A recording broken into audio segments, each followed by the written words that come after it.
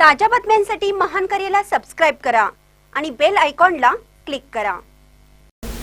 पुरामुळे पुणे-बेंगलोर महामार्गावरील वाहतूक तब्बल 3 तास ठप्प। गेली 5-6 दिवस पडणाऱ्या पावसामुळे जिल्ह्यात सर्वत्र पूर परिस्थिती निर्माण झाली आहे। काल रात्री शिळे-बावडा मार्गावर पाणी आल्याने वाहतूक शिरोली तावडे हॉटेल मार्गे वळवली जात आहे। रस्त्यावर ठिकठिकाणी खड्डे पडल्याने वाहतूक धीम्या गतीने सुरू होती, त्यामुळे पुणे-बेंगलोर महामार्गावरील वाहतूक कोंडीत भर पडली आहे। सायंकाळी 4 नंतर उजगाव ते शिळेफाटापर्यंत प्रचंड वाहतूक कोंडी झाल्याचे पाहायला मिळालं। अपुऱ्या पोलीस कर्मचाऱ्यांमुळे वाहतूक सुरळीत करण्यासाठी पोलिसांना मर्यादा येत होत्या।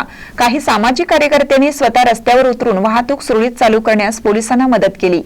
MIDC पहिला फाटा व मयूर फाटा येथील वाहतूक सुरळीत करण्यास गोपनीयचे निलेश कांबळे यांना नागावचे सामाजिक कार्यकर्ते विद्याधर कांबळे, आकाश कांबळे, शंतनू गुर्जर, पेठ वडगावचे कपिल कुलकर्णी, शिळेचे अर्जुन मुरगुंडी यांनी मोलाची मदत केली। या वाहतूक कोंडीमुळे वाहनधारकांना प्रचंड मनस्ताप सहन करावा लागला।